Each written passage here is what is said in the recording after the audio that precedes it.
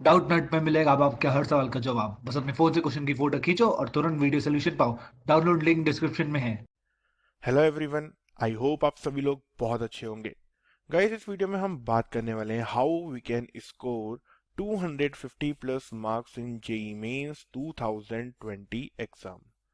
तो देखिए, सबसे पहला पॉइंट जो आता है कि 250 प्लस मार्क्स क्यों स्कोर करने हैं। तो देखिए, जैसा इस बार आपने देखा कि इस बार एनटीए ने पेपर कंडक्ट कराया जब पहली बार, तो हुआ क्या कि जो कट ऑफ थी इस बार की, मींस आप देखेंगे मतलब काफी ज्यादा हाई मार्क्स लाने के बाद भी अच्छी रैंक नहीं मिल पाई लोगों को। तो उस केस में 250 प्लस मार्क्स का अगर हम टारगेट रखेंगे तो कहीं ना कहीं हम अपने आप को एक सेफ साइड में रखेंगे ताकि हमारी एक अच्छी रैंक आए। इससे 250 प्लस बहुत जरूरी है। अब इसको लाने के लिए हमें किन किन चीजों पे ध्यान कर देना है, क्या क्या करना है, कैसे अब बचे हुए जो हमारे पास में 8 महीने हैं जनवरी के लिए और 11 महीने हैं अप्रैल एग्जाम के लिए, उसे यूज करना है।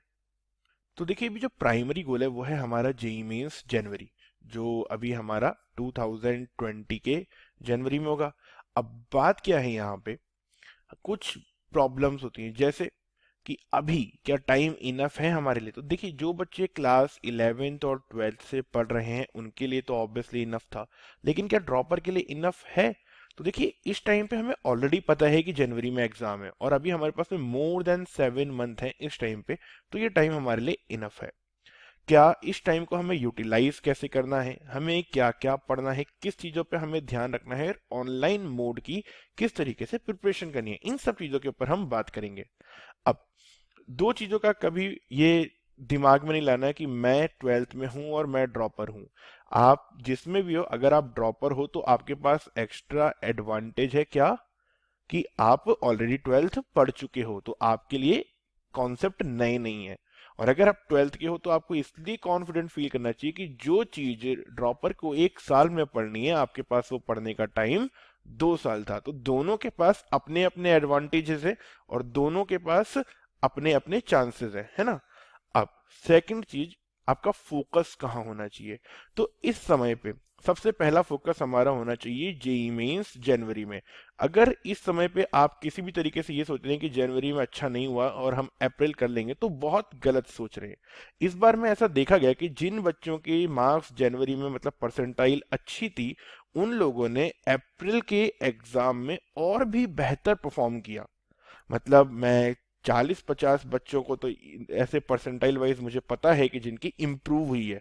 तो एक चीज अच्छी रहती है कि होता क्या है कि कुछ जो टॉपर होती है ना जनवरी वाले, वो अप्रैल का एग्जाम देते नहीं है, तो उस केस में अप्रैल में बढ़ने के चांसेस और ज्यादा हो जाते हैं।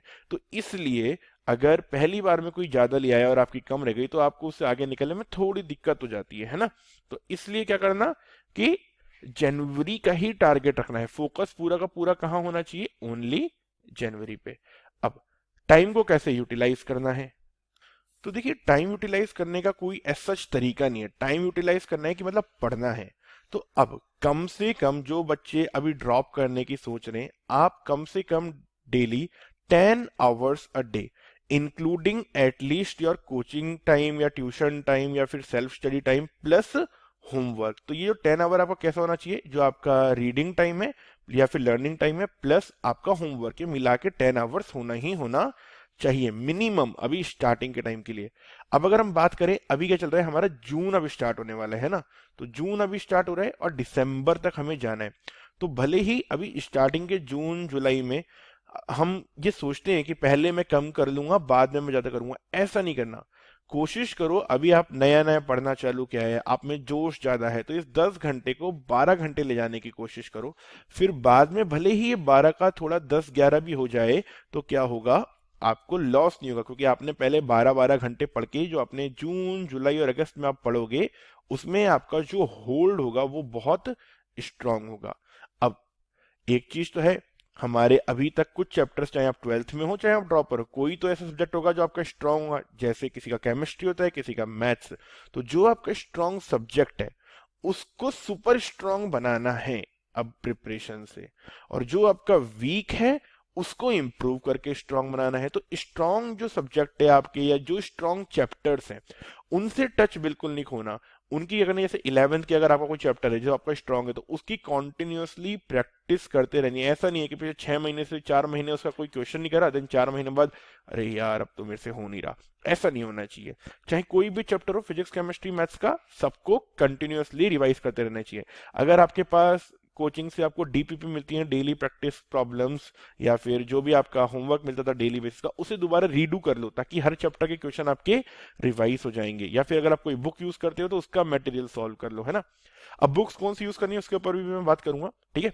तो अपनी वीकनेस को भी आपको थोड़ा सा इंप्रूव यहाँ पे करना पड़ेगा, क्योंकि क्या है, अब जो चैप्टर आपका वीक रह गया है उसको क्या करो, रीडिंग करो। एक बार रीडिंग करोगे, 2 बार रीडिंग करोगे तो क्या होगा, भले ही कम समझ में आएगा लेकिन समझ में आने तो लगेगा, है ना। वो वाली चीज है कि ऐसा कुछ नहीं होना चाहिए कि कुछ समझ में नहीं आता। प्राइमरी फोकस जेई मेंस जनवरी, अगर जेई मेंस जनवरी अच्छा करना है करना है करना है, ये दिमाग में बैठा लो।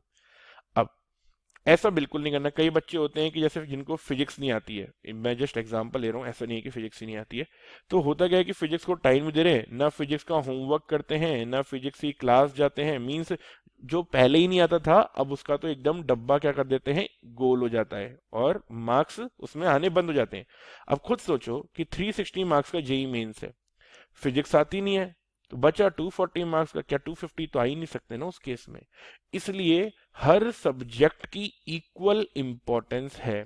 और आपको एक चीज बता दूं, मतलब जनरली जिन भी बच्चों के अच्छे मार्क्स या बहुत अच्छे मार्क्स आते हैं, किसी एक सब्जेक्ट के बेसिस के ऊपर कोई भी कभी 200 प्लस नहीं लाता है।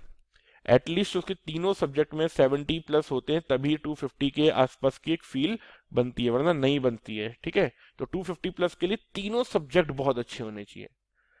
और एक चीज, हर रोज जब आप कोचिंग में जाते हो तो कम से कम एटलीस्ट ड्यूरिंग आपका जब भी लेक्चर चल रहा होता है, लेक्चर में बैठ करके मोबाइल चलाना या फिर कुछ और करना या कहीं और ध्यान होना, ये मत करना। पता चला आपका 90 मिनट का लेक्चर है, 90 मिनट के लेक्चर में आपका ध्यान कहीं और था, वो 90 मिनट में जो पढ़ा था वो भी कुछ समझ में नहीं आया, एंड वो 90 मिनट वेस्ट और हुए, और वो जो समझ में नहीं आया था वो दोबारा आपको कोई पढ़ाने वाला नहीं है। इसलिए हर एक दिन को 100% यूटिलाइज करो, एटलीस्ट जितनी देर पढ़ रहे हो, क्योंकि लेक्चर में कई बार टीचर ऐसी बातें बोलता है जो आपके एग्जाम में डायरेक्ट पूछे जाने के चांसेस होते हैं, बिकॉज एक्सपीरियंस बोलता है क्लास के दौरान।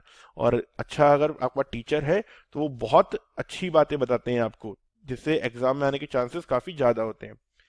एक चीज तो है, आराम बहुत जरूरी है, अच्छी हेल्थ बहुत जरूरी है। तो अब 6 से 7 घंटे, एटलीस्ट 7 से 8 घंटे मतलब आराम से अभी सोना है, परेशान बिल्कुल नहीं होना। 8 घंटे भी सो गए तो भी 16 घंटे हैं, आराम से 3-4 घंटे अगर हम और घूम लेंगे, मौज कर लेंगे, तब भी 10 घंटे पढ़ने के लिए हैं। तो इसलिए 8 घंटे सोना है, आराम अच्छे से करना है। अब ये तो हमने बात करी कि कैसे हमें अपना प्रिपरेशन करना है, किन की चीजों पर ध्यान रखना है। पढ़ने के लिए मटेरियल बहुत जरूरी होता है, तो क्या मटेरियल हमें यूज करना है इसके ऊपर भी बात कर लेते हैं। तो अब व्हाट टू स्टडी, तो देखिए अब इसमें मैं 3 सब्जेक्ट्स के लिए बात करूंगा आपके लिए। सबसे पहले मैथ्स के लिए हम बात करते हैं, ठीक है। तो मैथ्स के लिए अगर आप किसी कोचिंग में जा रहे हैं, मीन्स अगर आप अभी किसी कोचिंग में जा रहे हैं, तो चाहे आप मैथ्स हो, फिजिक्स हो, केमिस्ट्री हो, कोई बुक यूज नहीं करनी, आप अपनी कोचिंग का मटेरियल यूज कीजिए। अब आप अगर सेल्फ स्टडी वाले स्टूडेंट हैं तो उस केस में आपको मैथ्स के 2 पब्लिकेशन है, एक सेंगेज पब्लिकेशन और एक अरिहंत पब्लिकेशन। इन दोनों ही पब्लिकेशंस की अपनी अपनी बुक्स हैं, 5-6 बुक्स होती हैं मैथ्स की, वो आप यूज कर सकते हैं। और वो दोनों ही बुक्स बहुत अच्छी हैं। सेंगेज वाली थ्योरी ज्यादा अच्छे से दी हुई है तो आप इसे यूज कर सकते हैं। और कई बच्चे ऐसा बोलते हैं आर.डी. शर्मा ऑब्जेक्टिव, वो भी काफी सही बुक है, आप उसे भी यूज कर सकते हैं। मीन्स वो जेई मेंस के पॉइंट ऑफ व्यू से सेंगेज और अरिहंत की बुक है, ये जेई एडवांस में भी आपकी हेल्प करती हैं, ठीक है। तो मैथ्स के लिए आप इन्हें यूज कर सकते हैं, या फिर अगर आपका कोई फ्रेंड किसी कोचिंग में पढ़ता है तो आप उसका स्टडी मटेरियल भी ले सकते हैं। केमिस्ट्री की अगर मैं यहाँ पे बात करूं तो देखिए केमिस्ट्री में बहुत सारी चीजें हैं, जैसे फॉर एग्जाम्पल इनऑर्गेनिक के लिए आपको क्या करना है, इनऑर्गेनिक के लिए आपको सिर्फ एनसीईआरटी पढ़नी है, इसके अलावा कुछ नहीं पढ़ना।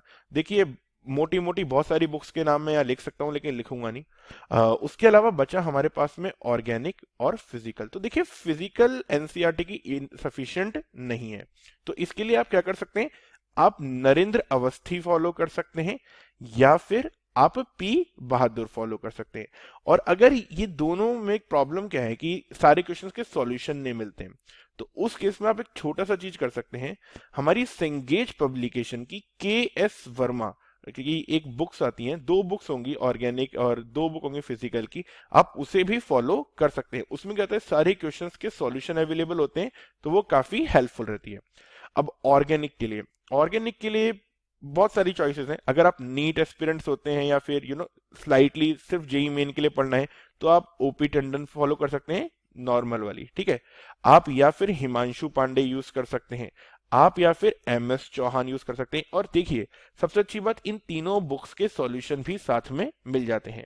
अगर इनऑर्गेनिक के आपको क्वेश्चन प्रैक्टिस करने हैं, तो एमटीजी की एक बुक आती है, एमटीजी की एनसीईआरटी फिंगर टिप्स, आप उसको भी यूज कर सकते हैं, ठीक है। इनऑर्गेनिक की वो बुक है, मतलब आती पूरी केमिस्ट्री के लिए, लेकिन आप इनऑर्गेनिक के एस्पेक्ट से वो बहुत अच्छी होती है। अब बचा एंड में फिजिक्स। तो देखिए, फिजिक्स के लिए मैं आपको इरोडोव नहीं बोलूंगा, पता होगा वैसे तो, मुझे लगता है शायद सभी बच्चों का नाम।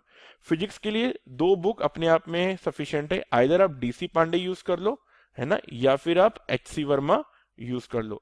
अगर इन सबसे मन नहीं भरे और आपको कोई और भी ज्यादा अच्छी, मतलब या थोड़े ज्यादा क्वेश्चन वाली बुक चाहिए, तो आप B M Sharma Cengage publication की बुक है, उसे फॉलो कर सकते हो।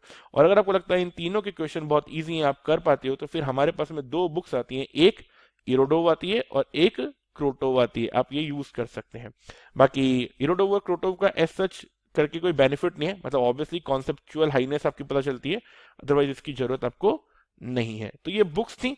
बाकी क्या करना है, कैसे पढ़ना है, ये मैंने आपको बताया। एक चीज का ध्यान रखिएगा, जनवरी का एग्जाम पे ही आपको अपना टारगेट रखना है। अभी इस समय पे अप्रैल के बारे में या उसके बाद नहीं सोचना, क्योंकि एक बार जब जनवरी का एग्जाम बहुत अच्छा होता है ना, तो फिर हम जेई एडवांस के लिए भी पढ़ सकते हैं। और जो क्लास 12th के बच्चे हैं, उन्हें मैं बता दूं, आपके पास ना जनवरी एग्जाम के बाद में बोर्ड्स हो जाएंगे, तो आप अप्रैल के एग्जाम के लिए उतना अच्छे से पढ़ नहीं पाओगे, और वहां ड्रॉपर बाजी मार जाते हैं। ये इस साल की भी बात थी और आगे भी लगभग ऐसा ही होगा। तो उस केस में आपको क्या करना है, जनवरी में ही ऐसा स्कोर कर लो। इवन दो मैं ड्रॉपर को भी बोलूंगा 8 महीने हैं, बहुत अच्छे से पढ़ो, समय कम है लेकिन बहुत अच्छे से पढ़ो।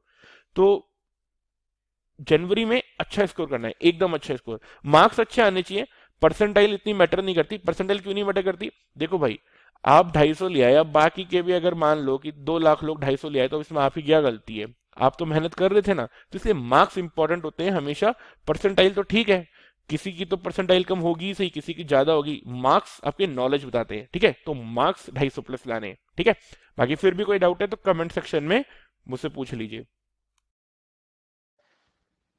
फ्री पीडीएफ डाउनलोड करने के लिए डाउटनट ऐप इंस्टॉल करें और फिर अपनी प्रोफाइल पर क्लिक करके डाउनलोड एंड शेयर पर जाएं और मनचाही पीडीएफ डाउनलोड करें।